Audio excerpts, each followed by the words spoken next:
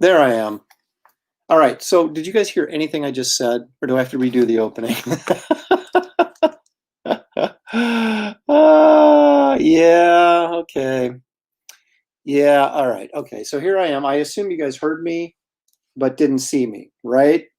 Well, I'm not going to repeat everything. Redo the opening, really? That bad? Okay. Heard nothing at all. Okay. Hey. All right. Watch this. Do do do do do. Hey, everybody, welcome to Aaron Live, the first episode of 2021. Hopefully 2021 is going to look a little bit different for all of us than it did this past year, at least socially and culturally. It's probably going to look a little different for me career-wise too, because I don't really know what's going on. But we're going to talk a little bit about that in a bit. I've got some drawings I want to do, or a drawing, and talk about what that's for. And but I think the most important thing we do, first off, is address what did I get for Christmas? Because that's what we really want to know, right? But before I do that, I want to say hello to everybody that's here. We've got 26 people watching. That's terrific. Nighthawk Warrior was here early. I think he was camping out for tickets. I hope everybody got into the arena okay. The Collector is here. Gary Shipman is here. Quoth the Raven. Lewis Bright Raven is here.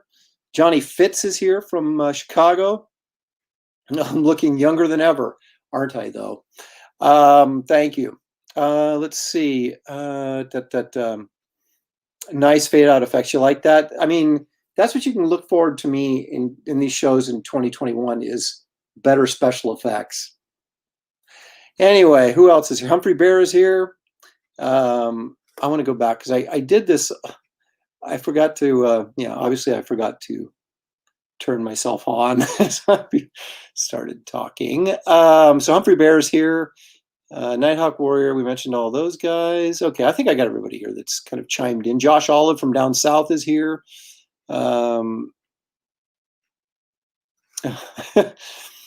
Yes, Lewis Bright Raven says, I thought something was wrong with my computer. Well, no, it was just me, as usual. I wouldn't be an Aaron Live show without something going wrong because I'm the most technically improficient or unproficient or least proficient person you'd probably ever want to meet. So anyway, let's get back to what I got for Christmas. Now, when I give out stuff for Christmas as a gift giver, I tend to get the fun stuff. Thankfully, I have a daughter who's an artist and likes a lot of the same stuff I do, not comics as much, but just in terms of art and music and things like that. So I can always find fun things for her. My son, movie fan, movie poster fan, comic book fan, art fan. So, I can get them some fun stuff. I let my wife get all the who needs cookware, who needs clothing.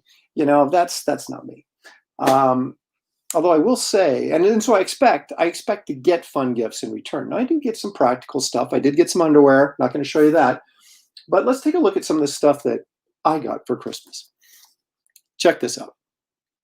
This is a collection of 4 issues. There's the back cover showing all 4 issues of USA Comics from Timely, or the original Marvel Comics from the 40s. Lots of World War II action in there.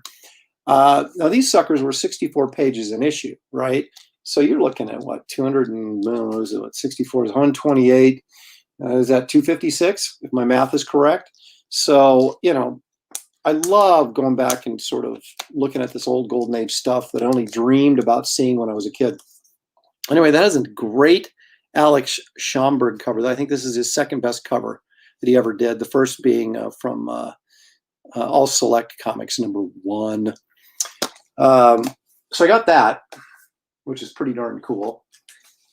And I got this, which is a companion piece, really. This is a collection of 4 issues of Marvel comics, Marvel Mystery Comics, excuse me. It was Marvel Comics #1, which was the first appearance of the Human Torch, of course. And then it became Marvel Mystery with #2. But anyway, it has 4 issues in here. And starting with #9, which is the first and classic Human Torch Submariner battle. Right there. So anyway, another 4 issues in here, collected in hardcover from the Marvel Masterworks series or something like that. Anyway, so I got these. They thumb through. I don't read them. I just look at the pictures. You know me. Oh, I got this as well. Now check this out. Those of you from the 70s, that would be nobody but me, remembers this short-lived series called Skull the Slayer about an ex-con who crashed in the Savage Land, or something akin to the Savage Land. I don't think it actually was the Savage Land because Khazar never crossed over, but it's like that's weird that they would go into the Marvel U and have like two different Savage Lands, but apparently that was kind of the case. But anyway, this lasted like 7 or 8 issues, and they're collected all right here. Of course, I was one of the 10 kids who bought this when it came out, because anything with dinosaurs and anything that looked like it might be Edgar Rice Burroughs, I was there. So I got this. Another book about art. Imagine that, Dream Worlds. This is all about production design for animation, which is something that I think is probably wouldn't hurt to know. And I just like some of the way these guys design backgrounds and come up with concepts, for the environments. So it's more about that than it is actually, character design or anything. It's more about the environments, which I think is a handy tool for a guy like me who sometimes struggles with coming up with that type of thing. Also, check this out, The Essential Howard the Duck. Now, why would I get this? The better question is, why wouldn't I get this? It's got a bunch of Frank Bruner, Val Merrick stuff in here, some good stuff. One issue from John Buscema, that was Howard the Duck #3. But anyway, it's got all the first run Howard the Duck stuff, Howard the Duck 1 through 27. Giant Sized Man thing is in here. Only one issue. What a ripoff. I'm sending this back. It doesn't have the, well, how about that? It doesn't even have the, well, that's crazy. It doesn't have his first appearance in here. Now, how can that be an Essential Howard the Duck Volume 1 without his first appearance? In Fear, #19. That's just crazy talk. But anyway, that's some good stuff in there. And now I don't have to open up my Howard the Duck books, comics, which are, they're not that valuable, but they're valuable enough that they're near mint. I don't want to screw them up. So I've got that. Now, I got one more book to show you. Mac Rayboy, Master of the Comics. This guy, him along C.C. Beck and Reed Crandall, in my opinion, were probably the 3 best draftsmen of the Golden Age. These guys could really, really draw. And there's Captain Nazi right there in full color.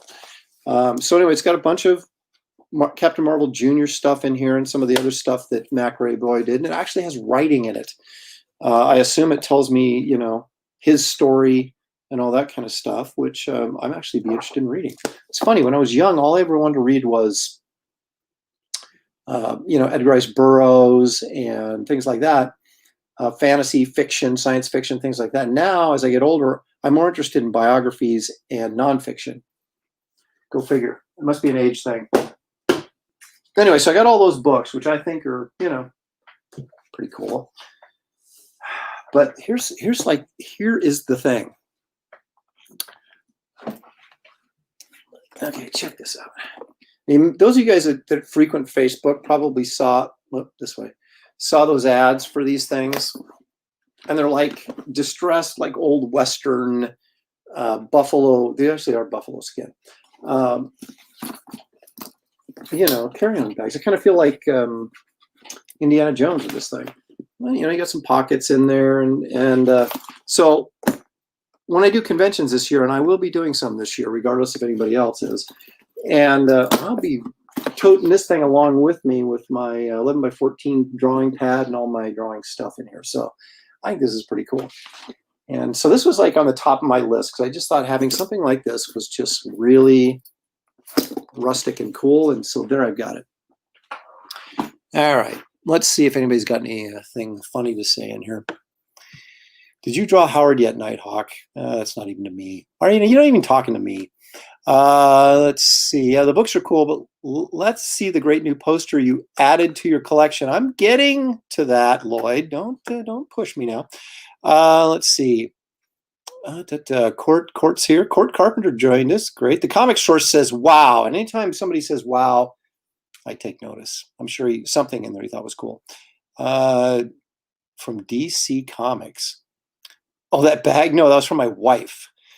I'm not getting anything from DC Comics these days. Happy New Year. That's a great book. Hey, Andy, thanks for joining us. Andy over in, are you in South or North Carolina? I can't remember. Stephen Ings here. I love the Hans Bacher book. Yeah, that's pretty cool. Is that an Indiana Jones bag? See, that's what I thought. I thought that's kind of cool. You know, I'm not exactly the professor type, but nice man purse. You just wish you had one, Lloyd. Let's see. Yes, reminds me of indies. So what's Aaron going to draw? That's the good question, isn't it? And it involves a female figure, so you want to stick around for that. Market spoilers. Okay. All right. So I'm caught up with everybody's comment. So the next thing we need to do then is, well, actually, I'm not finished on showing you what I got for Christmas. There's a couple things, but I'm going to flash them on the screen because they're too big to just kind of like pull in. Take a look at this. Okay. So my mom, who's 89, will be 90 this year. We're sitting playing cards at the table, and she says, I don't know what to get you. I never know what to get you. And I said, well, I don't know, Mom. You don't have to get me anything. And she's like, no, bugging me about it. She really wants to get me something, right? So I said, well, if you insist, I said, there happens to be this Star Trek II poster that I've been trying to get for literally decades on eBay right now. And so she did it. And the interesting thing about these is the Bob Peak artwork on the posters for Star Trek II and for Star Trek III, The Search for Spock, were only available on the international versions. Okay? So why this artwork was not available on the US release posters is beyond me. So they're super hard to find. This is a British poster. I mean, I like them with English writing on them. So you either have to get it from Great Britain or Australia, all the rest, or whatever language that, the country that they were issued to. And so I wanted with English language. So then that's what I'm stuck with. So you can see your options are limited and how often this stuff comes up. And they're more expensive, of course. But I do have the Star Trek III poster, which has some great Bob Peak, big headshot of Spock on there.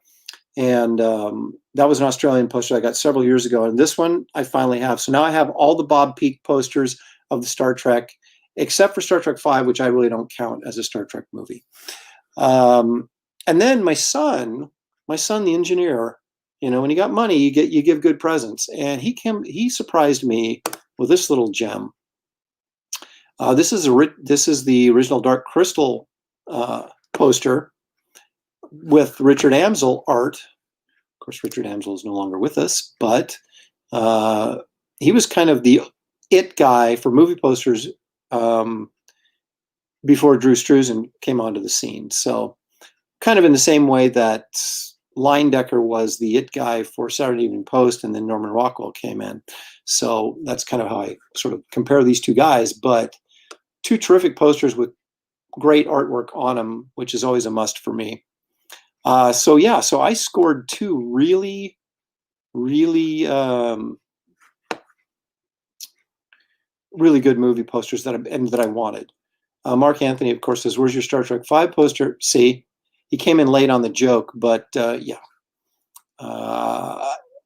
I just, that movie is so bad that it saddens me, being the Trekkie that I am. Court wants to know, where do I hang up these posters? Well, Court, I have my entire family room is movie posters and movie cameras and movie memorabilia stuff. I had this huge, well, I didn't have a huge collection, but I had a decent sized movie poster collection when I was, before I got married. And so I had these movie posters, and I had, no place to hang them because, you don't want to kind of force it on your wife, right? She's, but finally she goes, we had a really small house when we first got married. And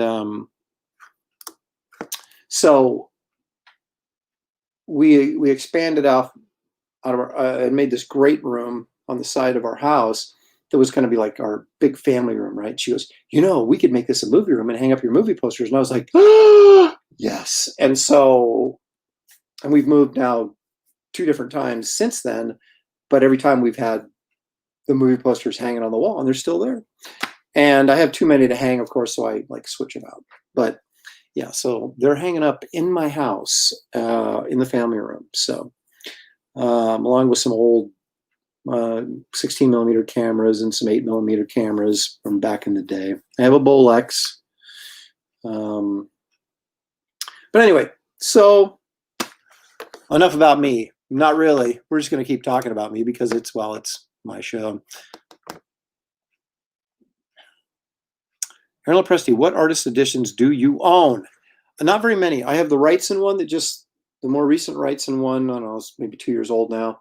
And I have the Buscema Silver Surfer, or I guess I should say the Silver Surfer one, because I think there's some Kirby stuff in there too. And then I have Dave Stevens Rocketeer, and that's it. And the reason I said it is because I think some of the stuff, some of the artists that have been profiled in those, you don't, by getting a larger format look at the artwork, I don't know that it reveals a lot more than you're seeing in the printed page. If guys are more bold and things like that, you're not really gaining any artistic insight. So it's kind of like, God, I want to pay $150 for that. So those are the three that really intrigued me. I'm a big Silver Surfer fan, and I'm a big John Buscema fan. So I had to get that. And of course, the Wrightson, everybody knows I'm a big Wrightson honk. And at least Wrightson from 1972 to 1980. Before that, not so much. After that, not so much at all. But that prime era of his stuff, when I grew up, that was a huge influence on me, and I love that stuff. So I was more than happy to get that. And I'm waiting on IDW to come out with the Frankenstein version of that artist's edition, that all Wrightson's Frankenstein stories and work. So I don't know why that's taking so long. And I also heard I know there for a fact that they were trying to do a Stranko one of his Captain America issues, but Jim's, how should we say, very picky about things. And so it's not really getting done. But so I was hoping for that to come out. But those are the only ones that are of great interest to me at this point. Louis Brightburn, really, post 1980 Wrightson, not so much. I'll say something controversial, but I say it in the deepest respect that Bernie Wrightson, for a period of time, was possibly one of the greatest comic illustrators of all time. But the last great thing I feel he did was his Captain Stern story in Heavy Metal, which was June of 1980, if I'm not mistaken. And I just felt like his stuff sort of went down significantly after that. I know there's a lot of people that love everything he does or everything he did at any period in his career. I'm just a little bit more picky, but that's me. Let's see. Humphrey Bear had Mike do a Gal Gadot as Cleopatra on a blank Wonder Woman book. He sent it to Elliot. He drew a Wonder Woman, and now it's with, oh, really? So you just got him making the rounds. What did you get Shelley for Christmas? What did I got her? Well, the fun stuff I got her was I got her a Nightmare Before Christmas mask because she's always stealing my masks, and which is more just kind of a joke thing, but kind of a fun thing because it's Nightmare Before Christmas, so it's something you can hang on to as we look back on that dark period of time where we had to wear masks all the time. Hopefully that'll be over soon. I got her a pair of like Advent socks or something that are Nightmare Before Christmas. She sort of collects that stuff, and so there are like 12 different, I think, pairs of Nightmare Before Christmas socks. I got her a gold chain that she had I got her a diamond pendant years ago, and it was on a gold chain. The chain broke, so I got her a new chain for that. And then she wanted a bread machine, so I got her top of the line bread machine. So, which she's made bread, and we made pizza dough she made pizza dough last night. We had homemade pizza, which was really nice. So there you go. That was the main things that I got her. Let's see.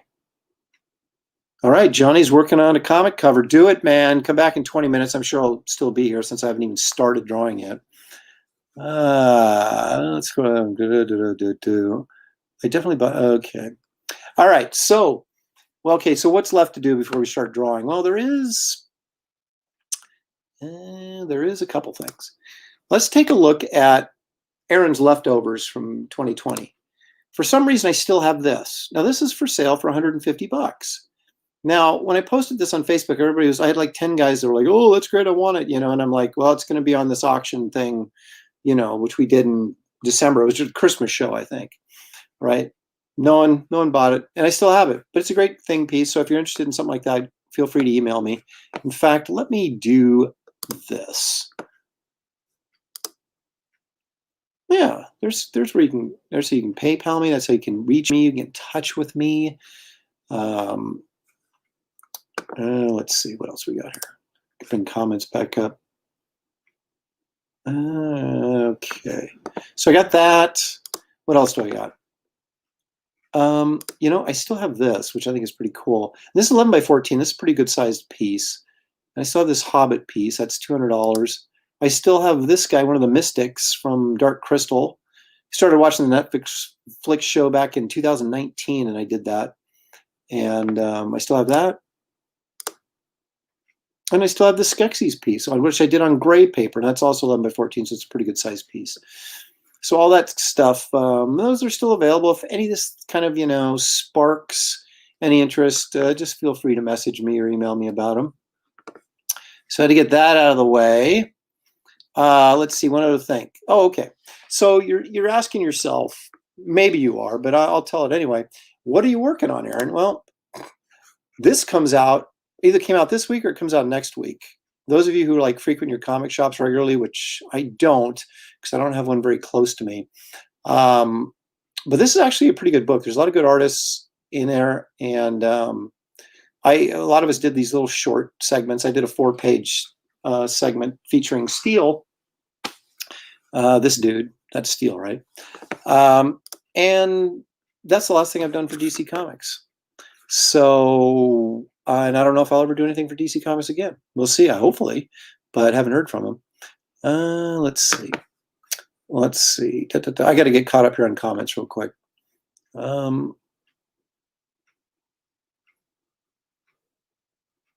Nice Ben Grimm, Aaron. Thank you. This other day we're all doing the $50 head. That's something else. Any updates on your creator-owned projects? Yes, that's coming very quickly. That's up next. Any updates on your creator-owned projects for 2021? Yes, there are, and that's what we're going to get to next. Who likes Dr. Doom? What kind of a question is that? Comic Legends, welcome. How are you? Okay, cool. Gandalf? Yes. What did I say? Gandalf? Dolph? Well, whatever. You get 10 artists. Okay, that's something else.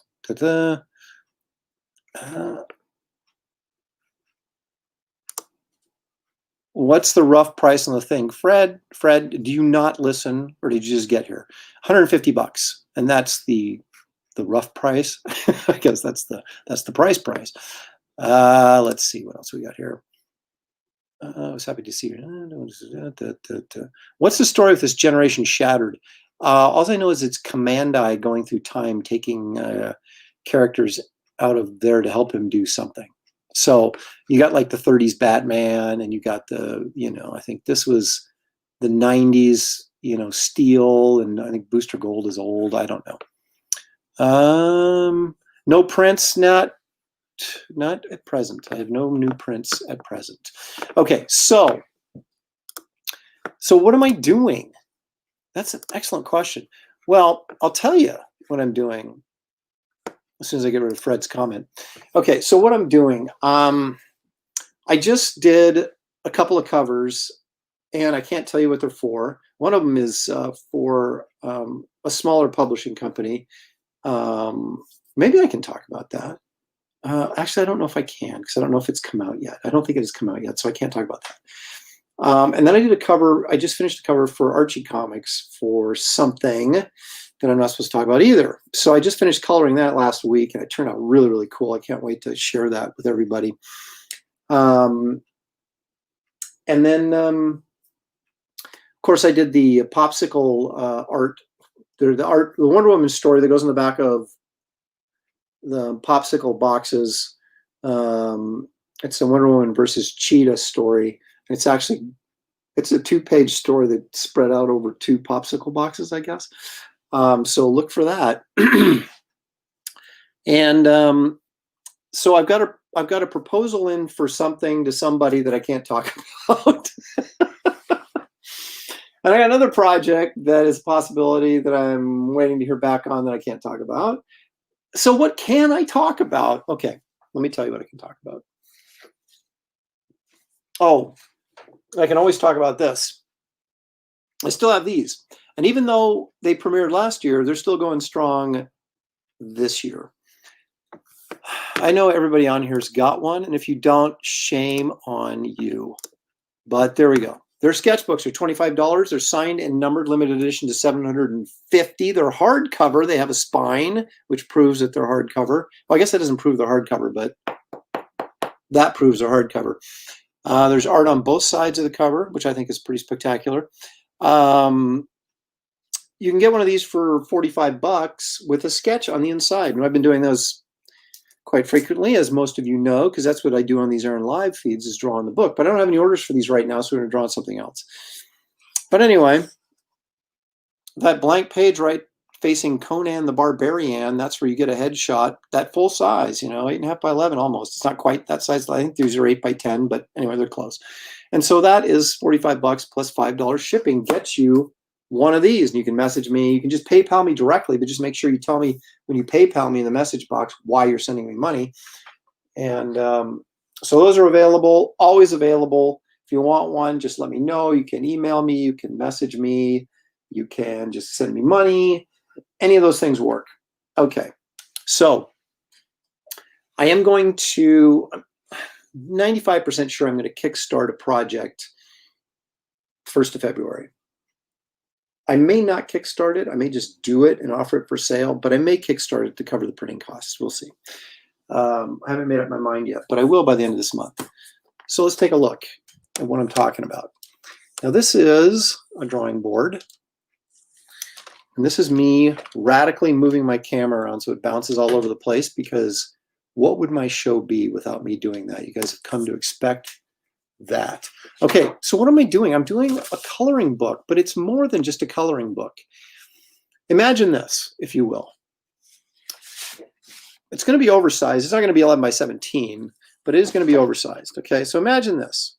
So you open it up, and here's the first drawing, which is this John Carter of Mars, right? Of course, it's going to be inked. It's not inked. This is pencils.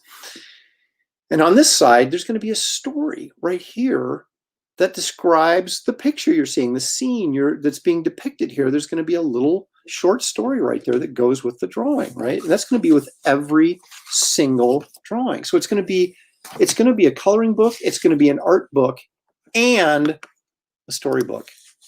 It's going to be an amazingly high concept something or other. So anyway, so what's the other one? You guys have seen this one. Most of you have seen this one. Everybody seems to like this, probably because there's a girl with a sword in it that doesn't have much clothes on. But anyway, she's hunting down a Yeti, or is the Yeti hunting her? Anyway, that's a finished pencil on that, and that still has to be inked. And I'm doing specifically 12 new pieces just for this book. I have some other stuff sitting around that I want to use that I think will work well in this, but there's going to be a lot of new art in this book. Okay, here's the one I'm working on right now. Kind of looks like Jack Sparrow. It's not really, because obviously I don't have the copyright to use Jack Sparrow. So we'll just say it's a random pirate. But you got some, dude coming out of the woodwork, out of the side of the ship and all this kind of stuff. And he's all barnacled up and all this kind of stuff. And the thing I think that'll be cool about it is, as you can see, I'm still not done drawing it, but you can see the perspective and things I'm working on. But anyway, these, you'll be able to color the book if you so desire, color in the book. You'll be able to scan these and color them in Photoshop if you so desire, or you can just treat it like an art book if you want to do that. It's not going to be hardcover, so it's going to be in that $20 range. Probably saddle stitched, oversized. You know, I think it's going to be a fun little project, and hopefully I'll get enough people interested in it that I won't go bankrupt doing it. But since it's black and white, hopefully printing costs won't be too bad. But it's oversized, so we'll see. Like I said, I may or may not kickstart it, but I will certainly keep you guys abreast of the information if I can use such language. And so what are we doing today? Well, I've got concept art for more pieces for the book, and I came up with something just kind of came into my head the other day. And I thought, I got to get this down on paper before I forget about it. And so that's what we're going to do tonight. I'm going to do a little bit more detail than maybe I normally would. Now, here's another piece I'm thinking of using. Now,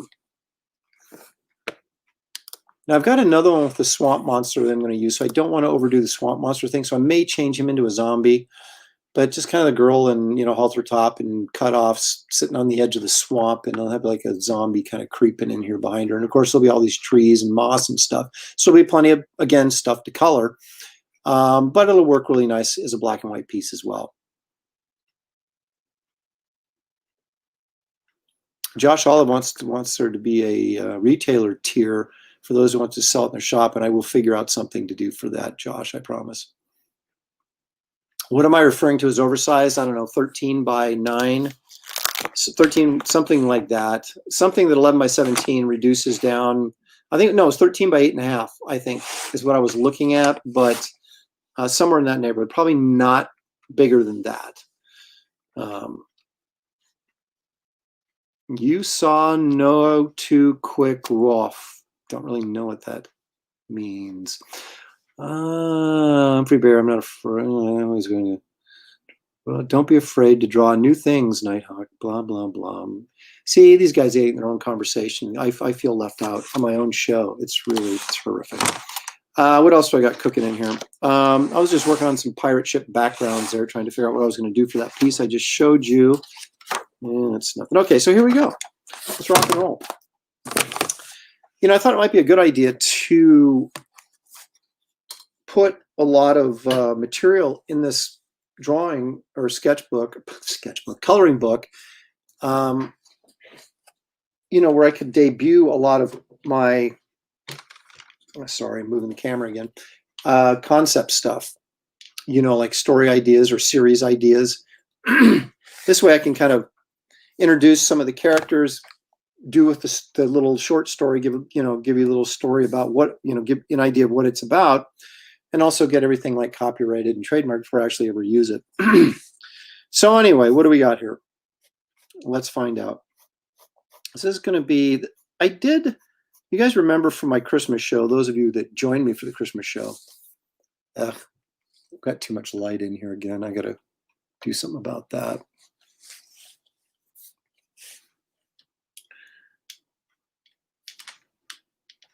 I'm going to have to zoom in, I think.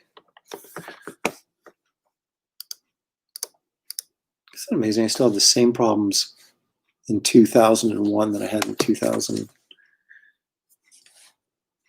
Okay, you guys can see that now, can't you? Yeah. Okay. So I showed you guys this big sort of, I have a real light blue line. You can probably see some of that under here already. I did a poster print advertisement art for this German Comic-Con, and it had basically this couple, male and female, that's what I mean by couple, that landed on this planet, crash landed, and had to sort of survive on this planet. And a lot of people at that show came up to me and were like, hey, is this a new series? Are you going to do this? And, I always have whenever I do something like that, I always have a few people that always ask that. And I'm kind of like, well, if you can find, 10,000 friends that'll buy it, I'll do it. But it got me thinking that, I could do something, because I kind of land on this sort of barbarian dinosaur type planet. I thought, well, that would be fun. So I'm going to do a piece here, I think, with the characters from that concept. So we're going to put the girl front and center because, well, my daughter always goes, "Why do you draw so many women?" I go, "Because guys like girls, and that's why I draw them."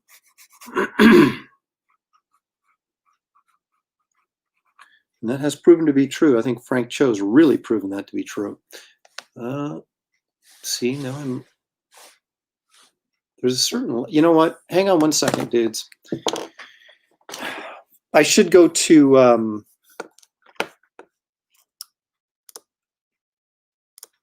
yeah, there we go. My little garbage man icon. As I move away from the camera to turn off the lights, so I can't see, but you can. All right. This is going to be more suited for a Halloween show here. Okay. So now it's dark in here. Oops, sorry, kicked the camera. Which of course is going to affect, because there's not high lighting in here, it's going to affect the resolution. But I'm going to have to start doing these shows from my drafting table, I guess. But the problem with that is I can't see the computer screen. So that's why I do these things. Okay, see, that is too much light. Let's turn it this way a little bit. Actually, you know what? I think if I bring it over here like that. Oh, yeah, that's not any better.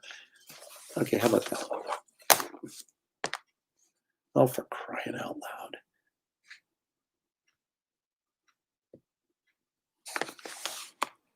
See, now where the heck is that shadow coming from? Is that from my camera? It is. Okay. No one said it would be easy. All right. That seems reasonable to me. I think we can all see that fairly well. Famous last words, right? I really do need to solve my lighting problem. I guess I'll start drawing on like brown paper so it doesn't reflect as badly. Okay, so anyway, here we go. So we got this girl. She's got a ray gun, as I'm envisioning it here. I'll scooch down just a bit. And of course, because it's me, I'll be drawing her with a Buck Rogers style ray gun.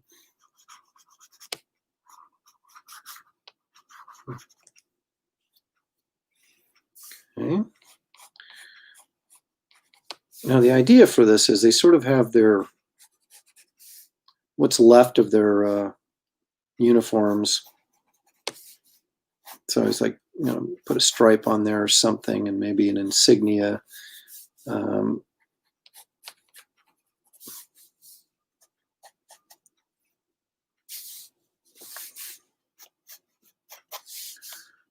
Once I get this figure work done, I will zoom in on the face when I start working on the face.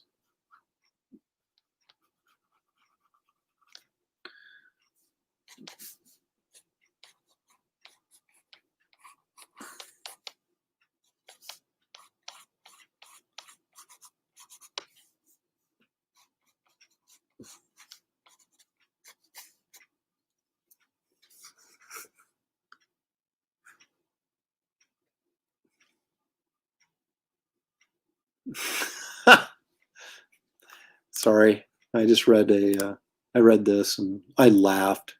That's right. I'll have her like in the background, just blasting away as I'm drawing out in the sunlight, hopefully.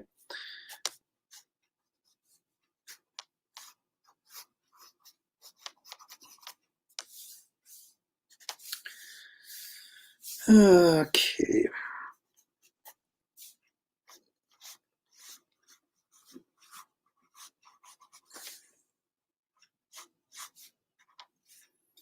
All right, let's jump in here closer.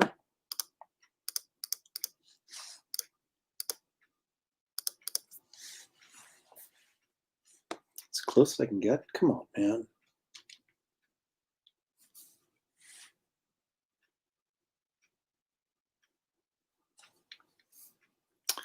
Okay.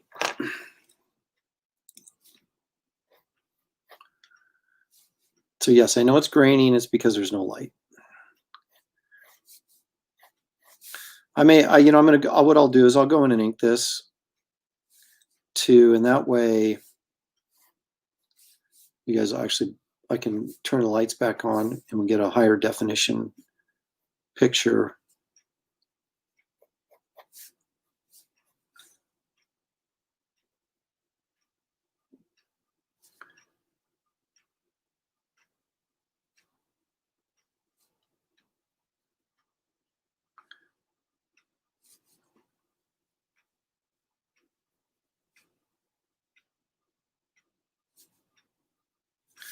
Now, obviously, because this is, I don't like that nose. Because this is a coloring book, there has to be enough information on the page to, I don't want to get like crazy busy, but there needs to be enough stuff on there to color, as that is sort of the object. Okay, I don't like that nose either. Very picky about my noses.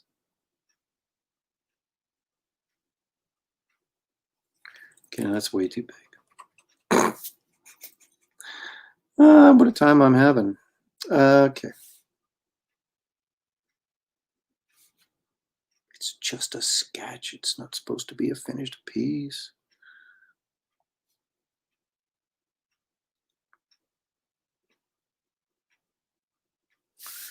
A lot of times if these things, these prelims like this, if they turn out really, really well, I'll just blow them up and light table them onto the board rather than redraw them. But, it depends on how well all that stuff turns out. And the face is never really, you end up redrawing them anyway. But just to kind of get the figure work and stuff in the right spot.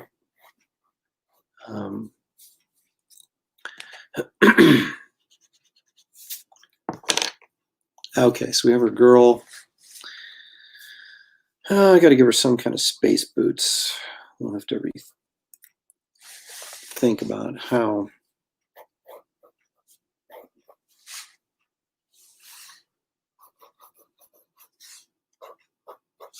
detailed these are actually going to be.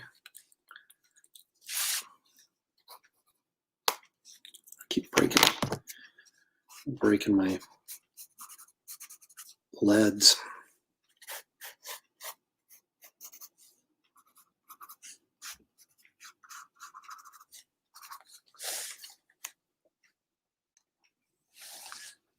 Something to this effect.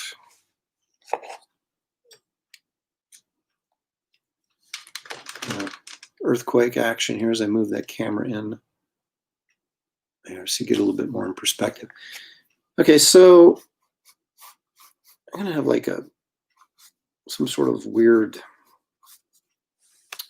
hillside back here with some weird sort of, I don't know, giant mushroom alien growth going on.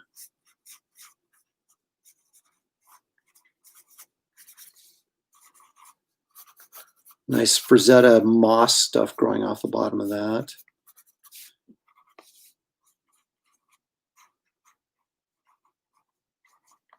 Hey, if you're going to borrow from the best, right?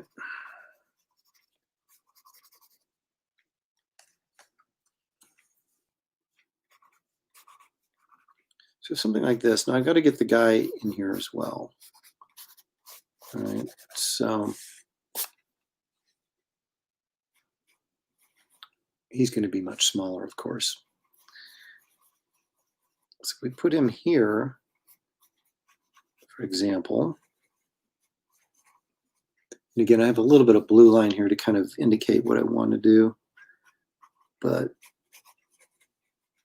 I'm going to kind of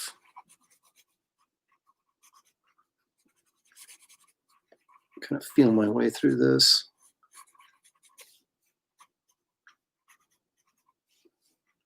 So he's going to have some sort of like big laser rifle thing.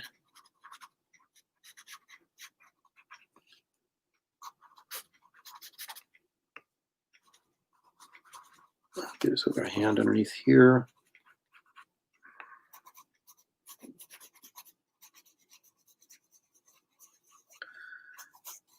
And again, my goal in life here is not to be perfect, but to kind of get, okay, that's not going to work. It's going to be off balance. I think I want this leg. I want this leg coming out this way, give him better balance. So again, this is, I'm not trying to do a finished drawing here. I'm trying to really create a fairly detailed layout so that, bring that knee up maybe a little bit farther.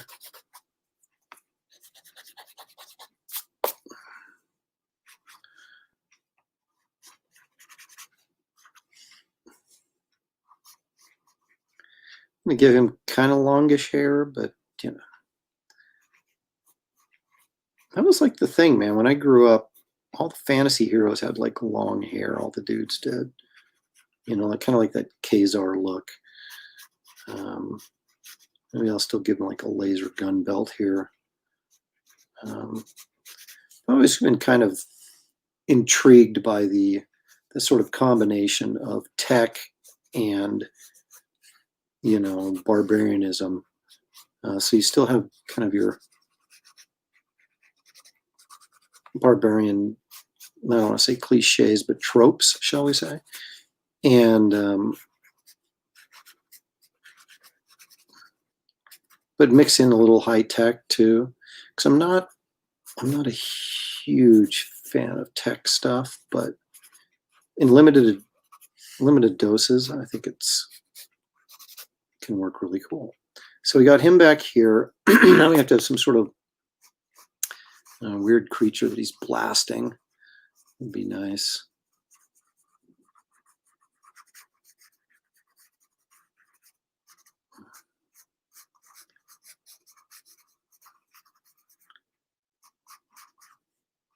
This is just off the top of my head, so this creature is probably going to change a million times before I actually, so he's going to be getting blasted. But yeah, this creature will change probably a million times before I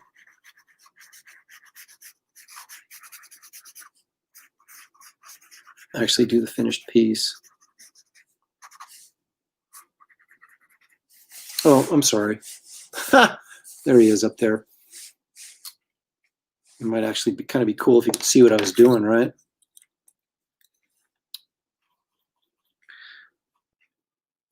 This is interesting. I'm going to drop this little comment here because I think it's why isn't it showing? Oh, there we go. I prefer inking and lettering by hand. You know what? So do I. Now I'm a suck letterer, so I'd have to actually hire someone to do the lettering.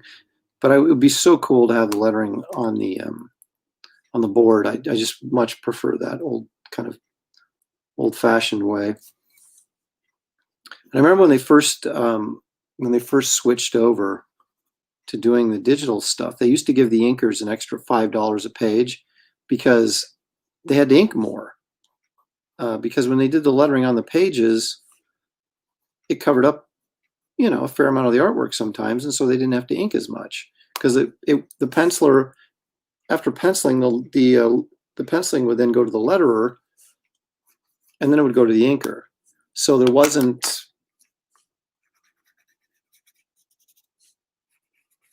as much, how should we say, surface area that needed to be inked. And so they used to give them extra $5. They, of course, quit doing that, but it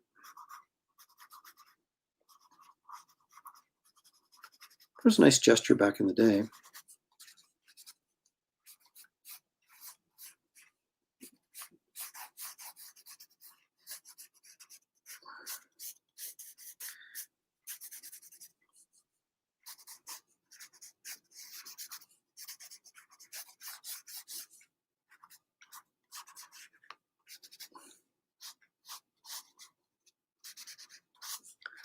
I'm gonna give this guy a tail or something coming off down here, maybe.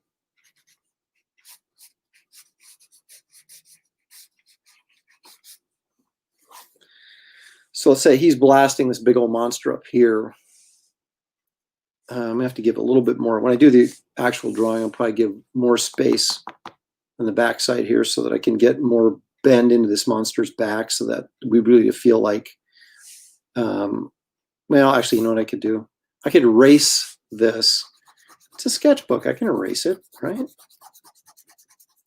And move his head way forward here so it really looks like his back is kind of getting blown out.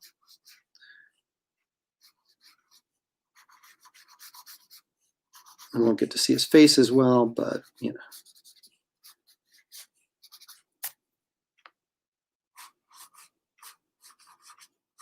Back his big bug eyes.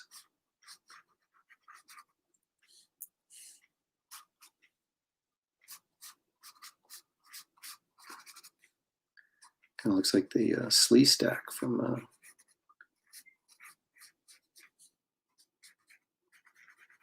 what was that show, Land of the Lost? Or, well, no, what was that show? Was that what the show was? Land of the Lost? That Saturday morning show? From once again when I was a kid, when most of you guys were not kids. You weren't even born.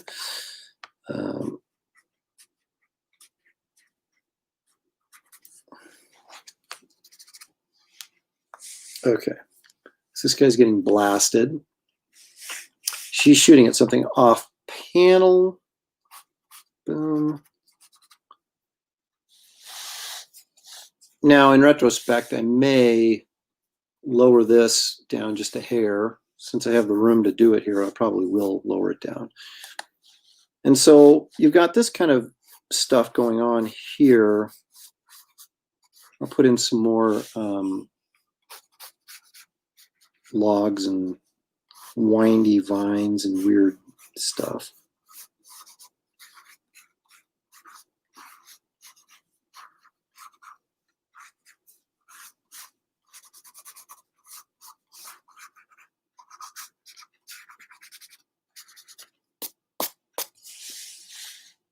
All right, so then probably what I'm going to do up here is, I guess we'll do some weird,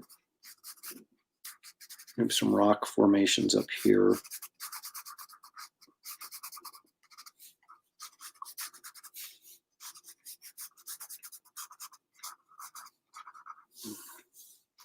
And maybe we'll have their ship back here.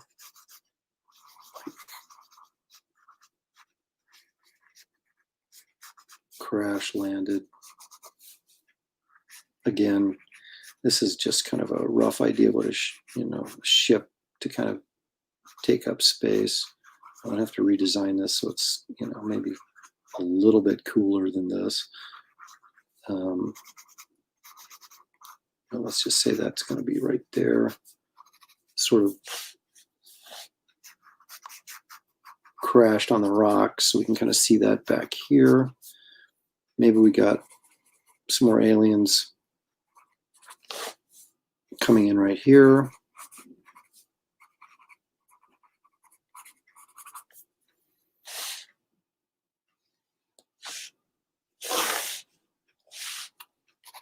Okay, and then we're going to go ahead and put maybe a couple of moons up here so that we know that we're on an alien world.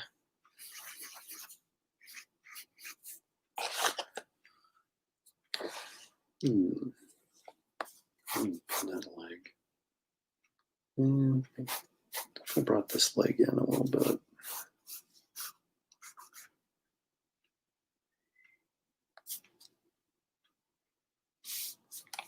I'm thinking about bringing this leg in. I am. I'm going to do it because I've got an eraser and that empowers me to do it.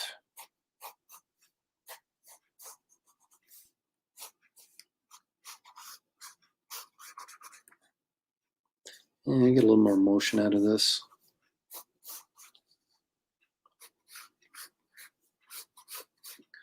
Technically, your hair should be blowing the other way, but let's just say the wind's blowing this way for the sake of.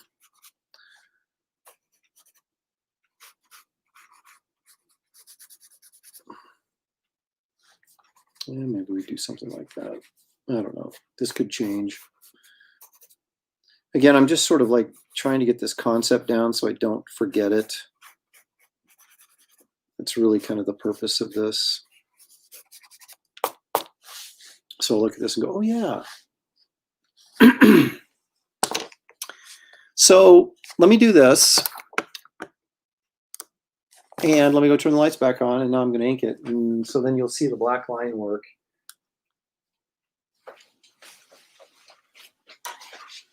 Better.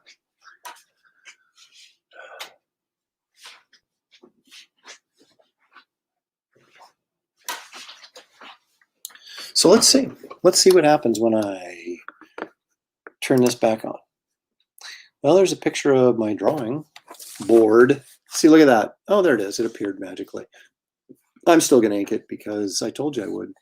And I always tell the truth except when I don't. And let's see here.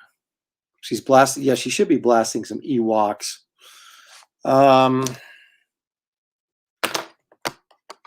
What do we got here? There's a 0.3. That's maybe a little bit more to my liking.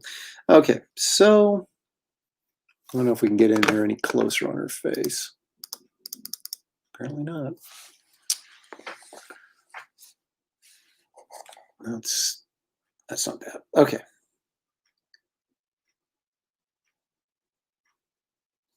So normally I wouldn't do this in my sketchbook, but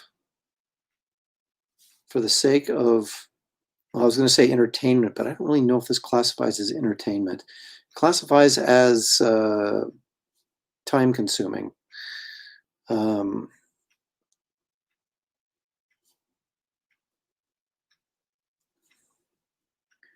Okay.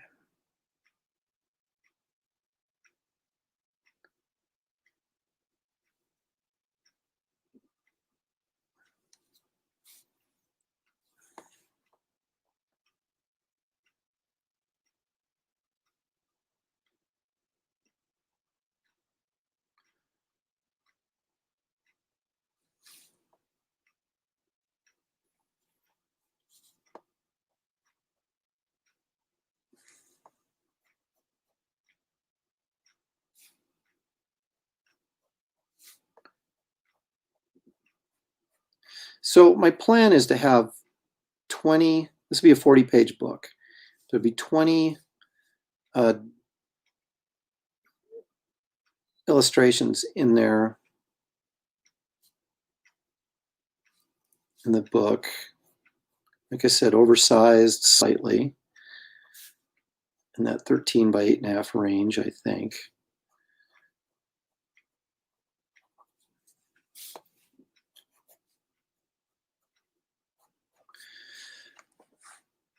I guess if I really wanted to be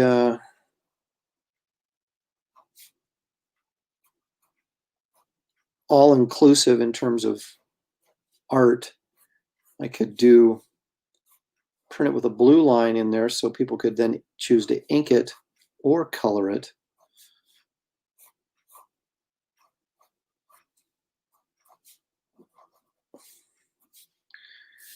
I don't know.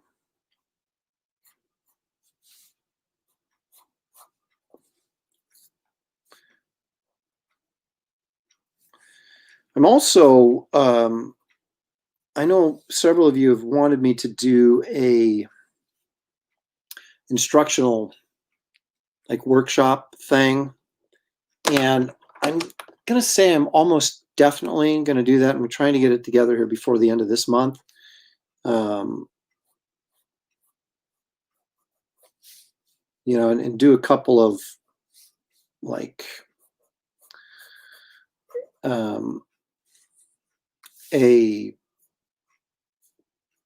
not a beginners, because I don't, you know, I tend to be better instructional wise. I tend to be better with people that at least understand the concepts already. So it's not like, you know, talking to kids who don't know how to draw kind of thing. That's not my forte. But if I were to, you know, do one, it would start with, you know, perspective and figure drawing would be like, say, one. And then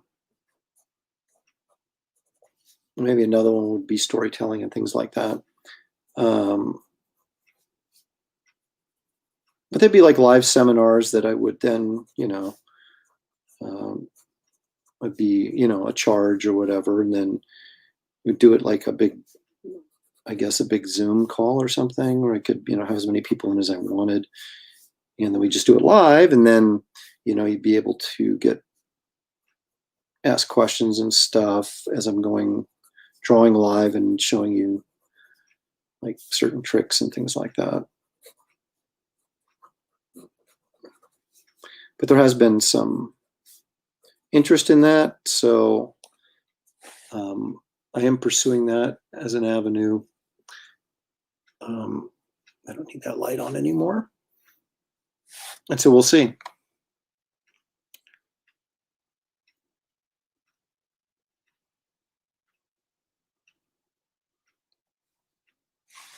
But yeah, I'm going to try and get that put together. Basically, all I really have to do is get the lesson plans together, and then we can just do it. And,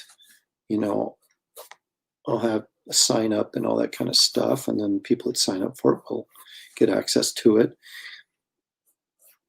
And I don't know if I would maybe make it available as a download or a DVD to the people that actually signed up for the class if they want to rewatch it, things like that. Or for people that missed the class to actually purchase the seminar after the fact. It seems like that would be a smart thing to do.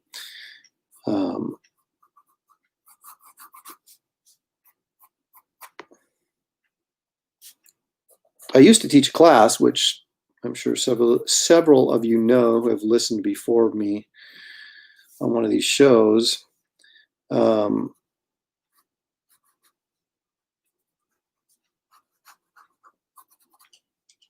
So putting together, comic book lesson plan, as it were, is not all that foreign to me. You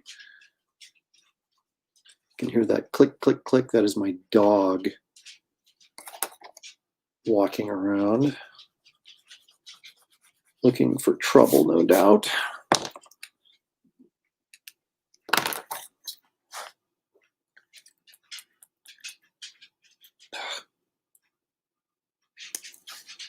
Still not 100% satisfied with this leg.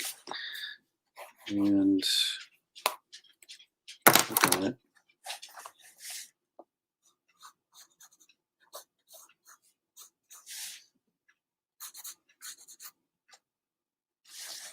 It's up a little too high, a little too much action. Not sure I'm in love with that boot design either, but So she's gonna have 2 different boots on this sketch, but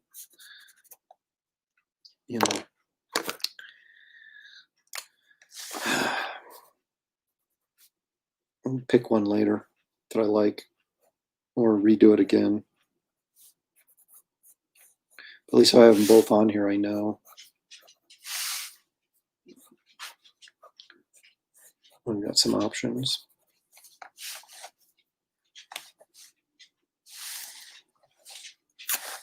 All right, where are we at? Okay.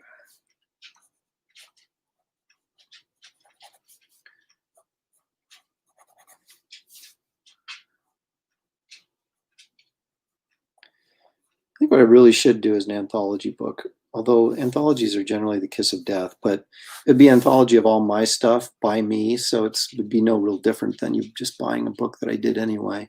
You just get a variety of stories in it, of different characters I have and series that I have in mind, because I have too many, and it's hard. I mean, most guys, say like Eric Larson or somebody who just like does Savage Dragon, right? And he does like 1 million issues of it, and that's his thing. I've got like 10 or 12 series concept ideas that I really like, and I'd like to do them all, but that's not realistic, obviously. So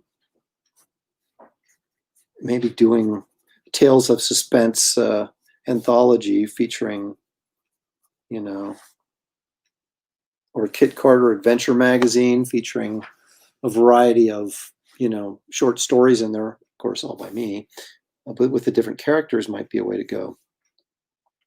So I'm always thinking.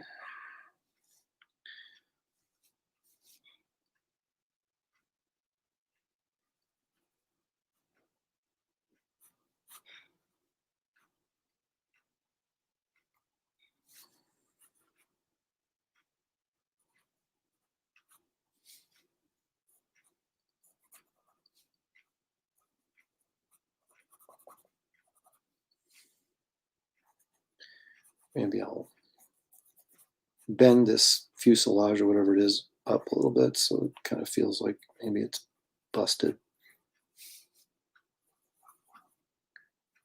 And this one, of course, will be down, so we know one of them isn't where it's supposed to be.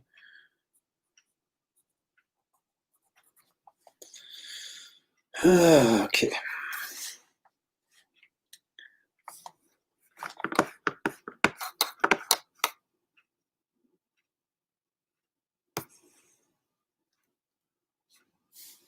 I see you guys are making foot jokes about Mike Miller. I'm not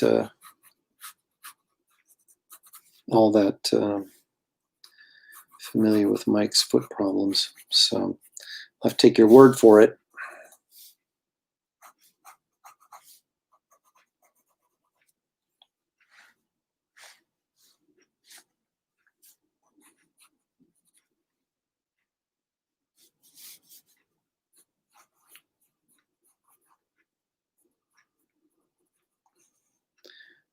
Again, here I'm just using these Le Pen drawing pens that Mark Brooks turned me on to. I do kind of like them. I think they work really well.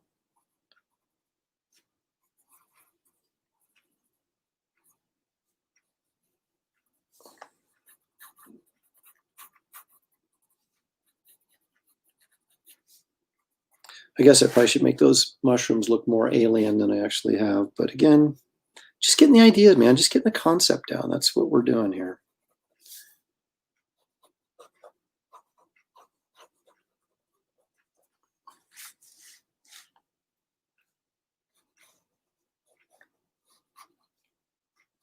Oh, I should give a Garbage Man update too. All the pencils and inks for the updated material, that's basically adding the new superheroes that replace Batman in the story. And actually, I had to do touch-ups or corrections on, and I actually added a page. There's a whole new page of story in there. Woohoo! That I needed to put in there for clarification. That wasn't necessary when Batman was in the story, but now that he's not, I had to put in a page that I thought was more clarifying. But anyway, so there ended up being 18 pages that had new material, redraws, corrections, whatever on them that had to be done. And then they had to be inked. And I inked some of them because, again, I'm on a very tight budget with this. And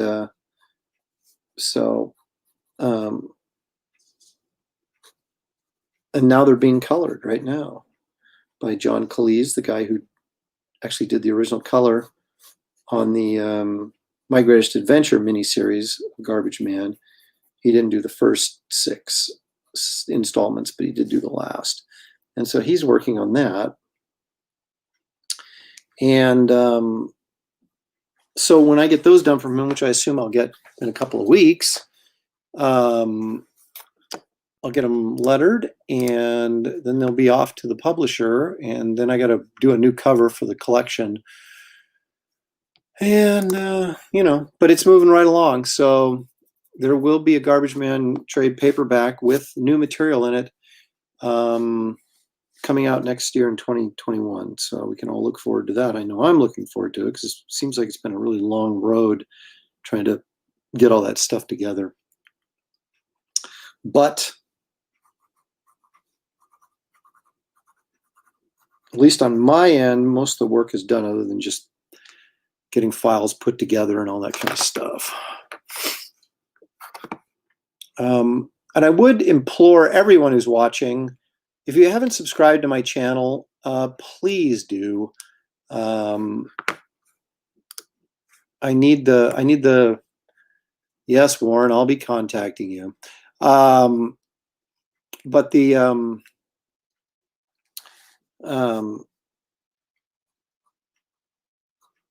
I need the subscribers. So please, if you're watching my stuff, just subscribe. It's cheap. In fact, it's so cheap, it's free. And I would greatly appreciate it.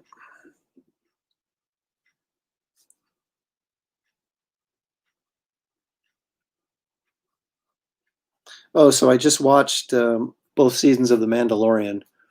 I didn't have Disney Plus, but my wife got it, um, and I wasn't going to order it either. My wife got it because my daughter. There's a lot of stuff on there my daughter watches, and so we had it, and I was like, okay, well, I'm going to watch this and see if it's as good as everybody says. And you know what? It is. I'm sure all you guys have already seen all that stuff, but it's amazed me that that show is so good and the movies, in my opinion, were so bad. But I guess Jon Favreau gets it better than all the other guys they had working on the movies. Jon Favreau, and I guess the guy who did the animated show is involved as producer and director of the television show as well. And he seems to have a real good feel for Star Wars and why the fans dig Star Wars. So yeah, so I really enjoyed it. It was a fun series, and now, and I kind of get the Gina, what's her name, Karokala, or whatever, the big muscular boxer chick. Yeah, so I've developed, become a fan of her characters, and I sort of get the series now. It's one thing to hear people talk about it and see memes and stuff about Baby Yoda or whatever, but if you haven't watched the show, you don't really have an appreciation for it like I do now. So I'll have to do a Gina drawing.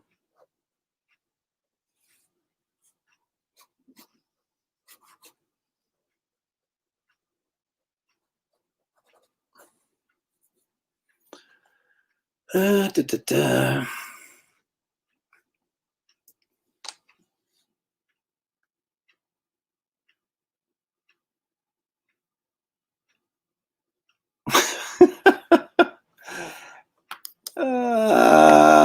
Yeah.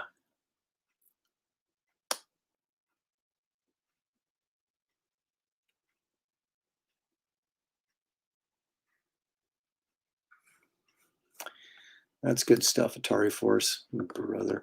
All right, Comics Legend. I don't understand the question. Why not do Garbage Man first, as in relation to what? Carano. Okay, that's her name. MMA, not boxing. She was actually an American Gladiator before that.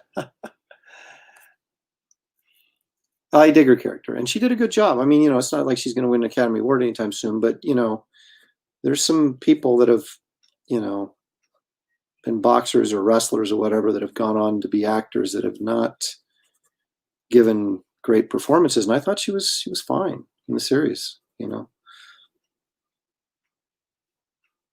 Character's fun. It's and she's big enough that you kind of believe she can kick butt.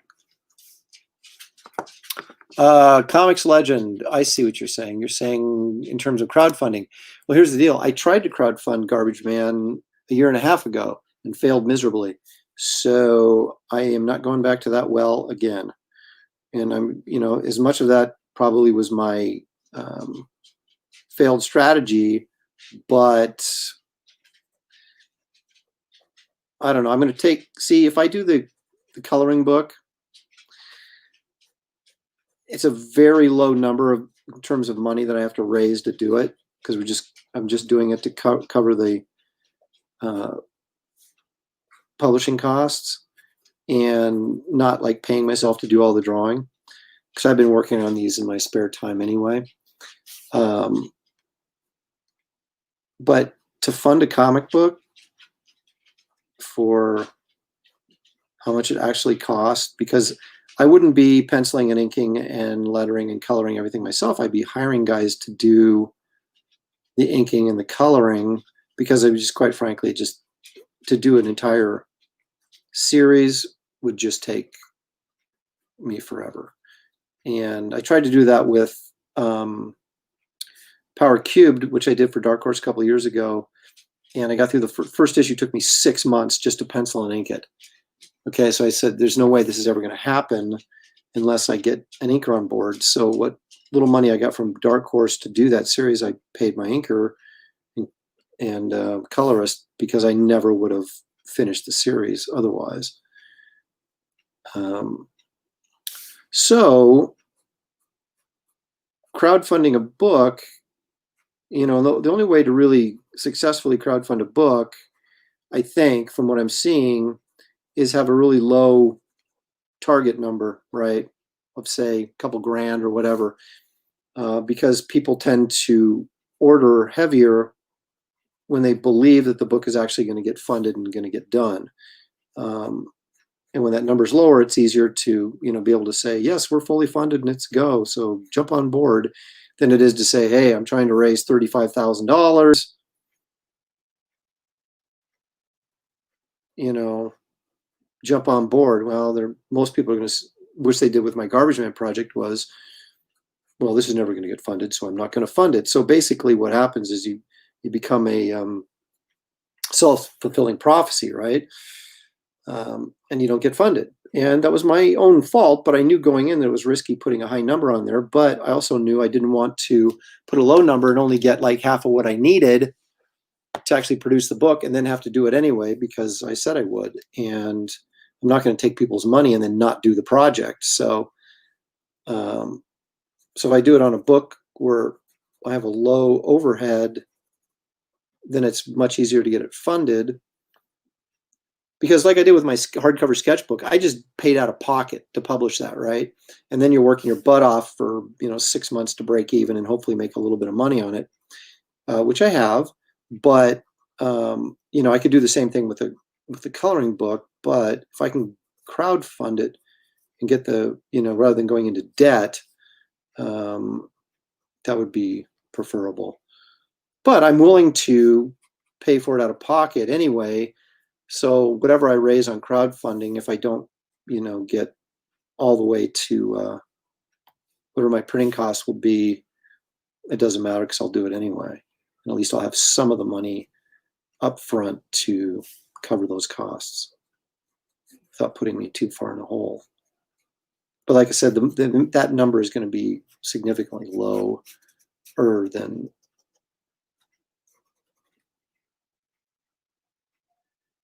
obviously than what I asked for Garbage Man, but it's going to be,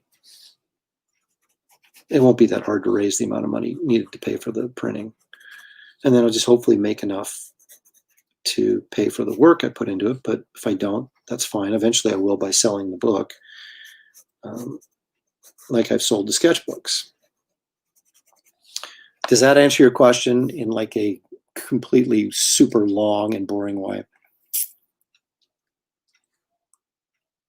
What do I think of the female Mandalorian played by the WWE wrestler Sasha Banks? Is that the red-haired? She was fine. I think that's who that is, the red-haired one.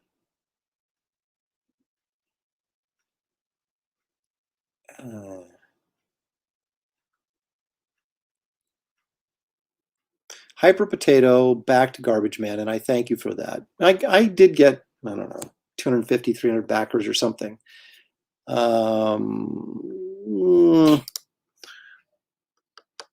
But I think I need to, if I'm going to start crowdfunding stuff regularly, I need to get some momentum by doing some projects that are easier to raise the capital for before I start, getting crazy. I don't know. I might start my own publishing company too. I don't know. I got a lot of things I might do over the next couple months. We'll see what happens.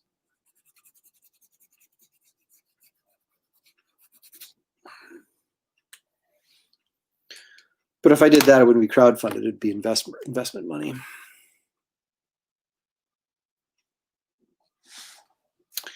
Flying Saucer says, you're honest about your project. Good to hear. Many others.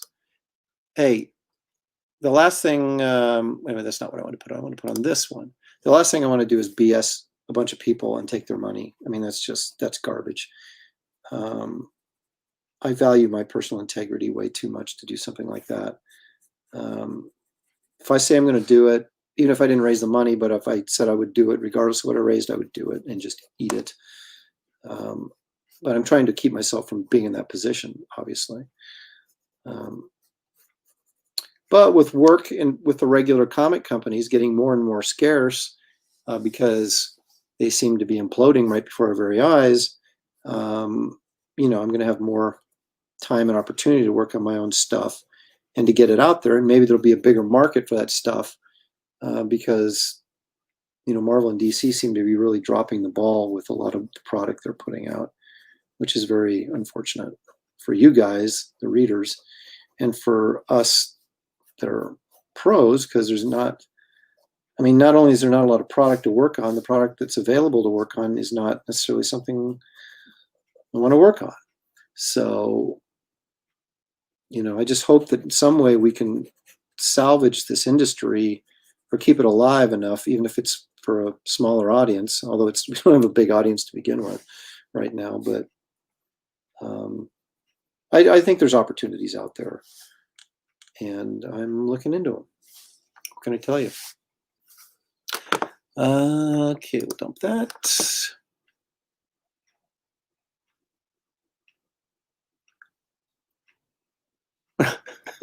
Everybody's on Comics Legend. Are you leaving? Are you leaving?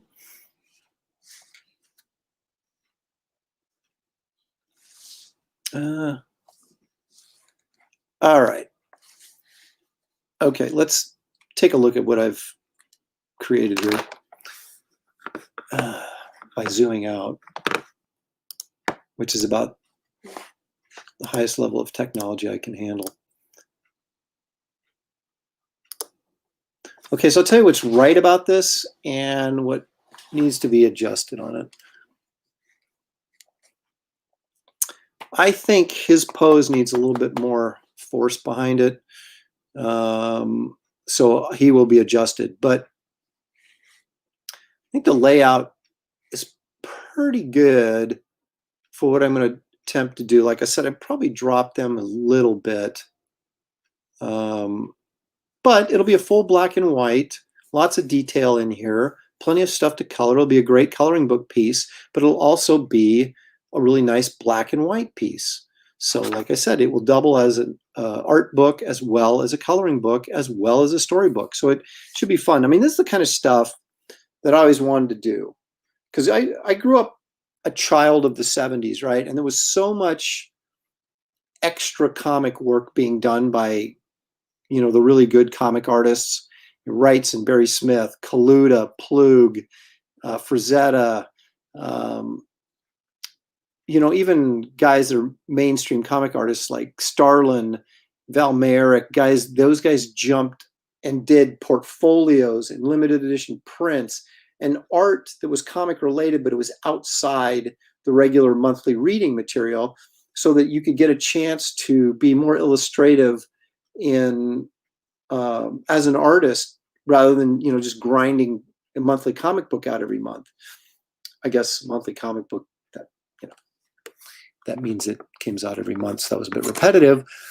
But the point being that I enjoy doing that stuff, so I'm looking for kind of like oddball projects that I can do fantasy illustration in that would still appeal to a comic book crowd, but is more as much about the art as it is about the story.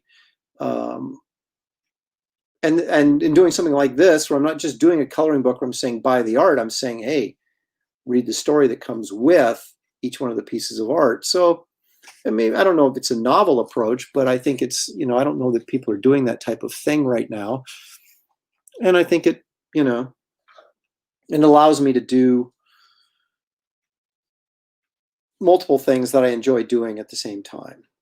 I'm really at a point in my career where, drawing Spider-Man with some, writer is, I'm not saying I wouldn't do it, but I'm just saying it doesn't thrill me. But I would much rather be doing my own material, or at least writing and drawing my own stuff regularly, which is what I've, some of the proposals I have moving around right now at different places. And, I've been getting initial positive feedback, but who knows if anything will come to fruition. We'll find out shortly, though, I hope, hopefully even this coming week. But yeah, you get to a point where, I've been doing this for 30 years, and what do I got to show for it? You can say, well, I drew the Hulk, and you do this, you do that, but I don't own any of that stuff, and I have a very, very tiny interest in it, and interest in terms of financial interest in it. So you still got to start thinking, that you're going to get to a point, or I'm going to get to a point, we all are, but get to a point where the industry is like, yeah, I'm moving on from you, and we're going to the next new young thing. And I mean, that's already happening to a certain degree, but I want to be able to do some really cool stuff while I can still bring it. And I think I can. And, so maybe this kind of downsizing of the industry right now is going to afford me the opportunity to kind of attempt to do that stuff and see how it turns out. We shall see.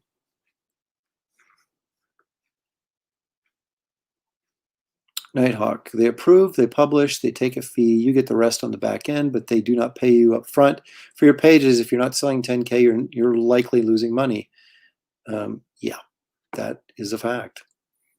I mean, that is the one good thing about crowdfunding, is that if you do hit it, like Ethan Van Sciver, I mean, that's ridiculous. He hit it so well, but if you hit it, like I think Graham Nolan did really well in his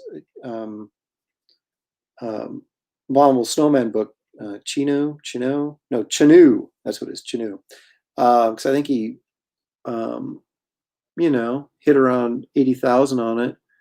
Now, granted, some of that goes to Indiegogo platforms, some of that goes to the shipping, some of that goes to the publishing, but he still should come out with at least, a decent, good page rate and maybe a little extra for doing the book. And I think that's kind of the goal when you do a project.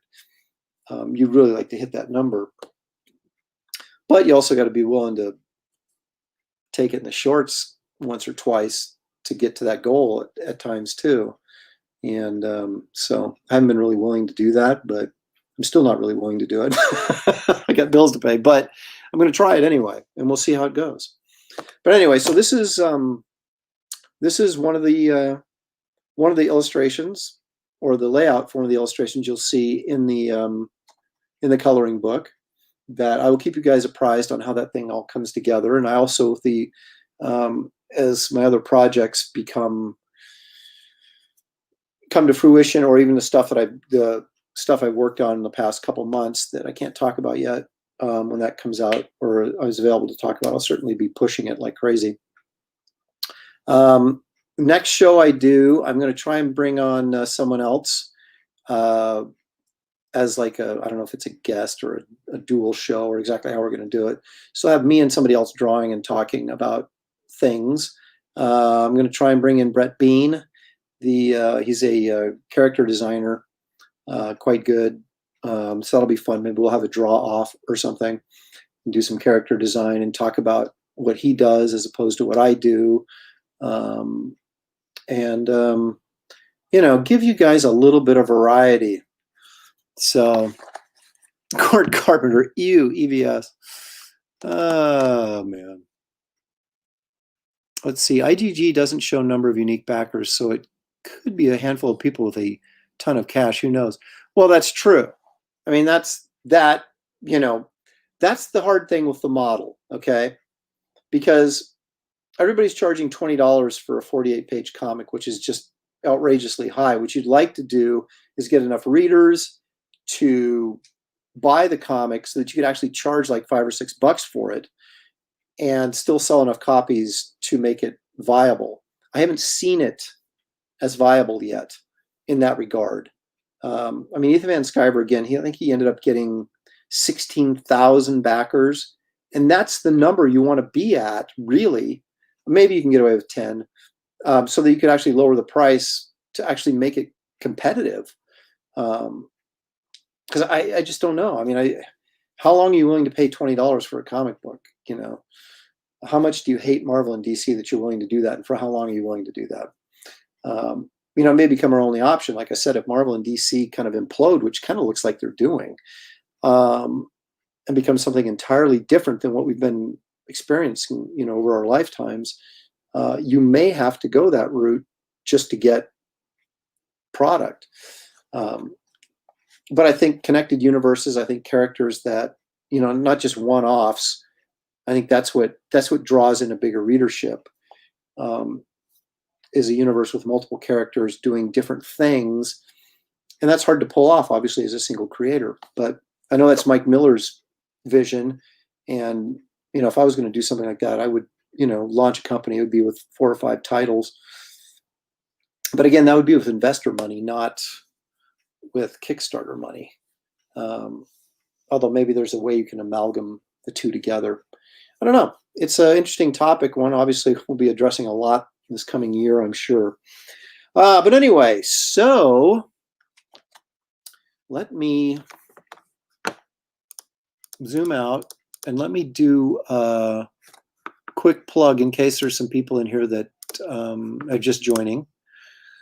This is available. It's 9x12 full color on some nice, really heavy bristle stock for $150 plus postage, which is usually about $10.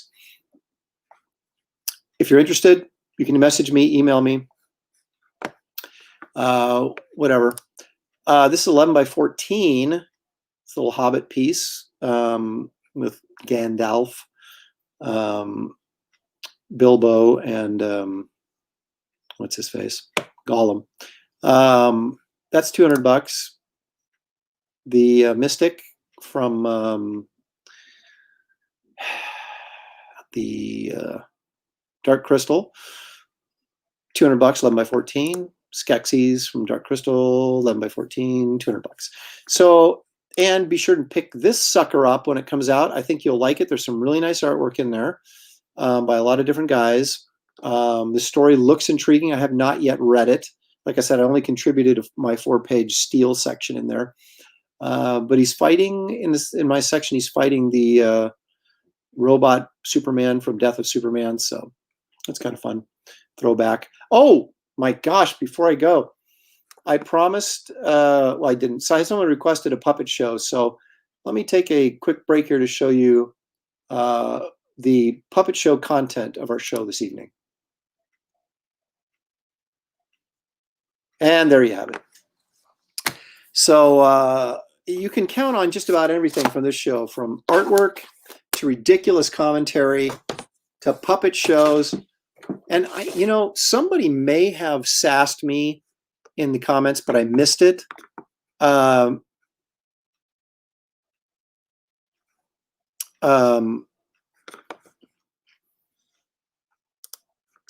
usually I throw that in when someone gives me some lip or some sass in the comments section. Gives me a little attitude. So those are, I didn't get to use that today. But again, for those of you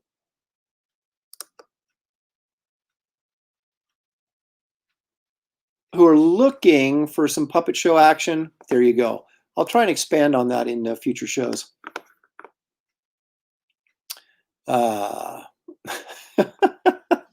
He's found the clips. Indeed, I have.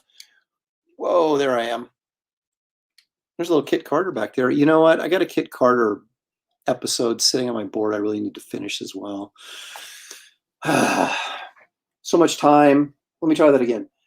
So many ideas, so little time. But we'll be cranking away here this year and trying to really be productive.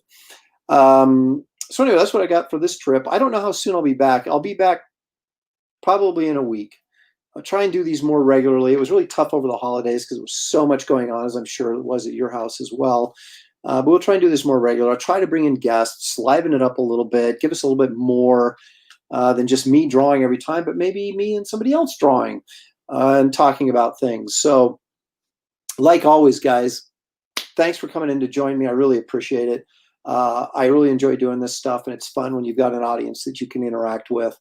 And like I said, follow me on Facebook, follow me on Twitter, follow me on Instagram. I'm always posting, usually artwork and updates on what I'm doing if I've got any updates to post. So still doing a lot of commissions. Those get thrown up pretty regularly on social media, so check those sites out.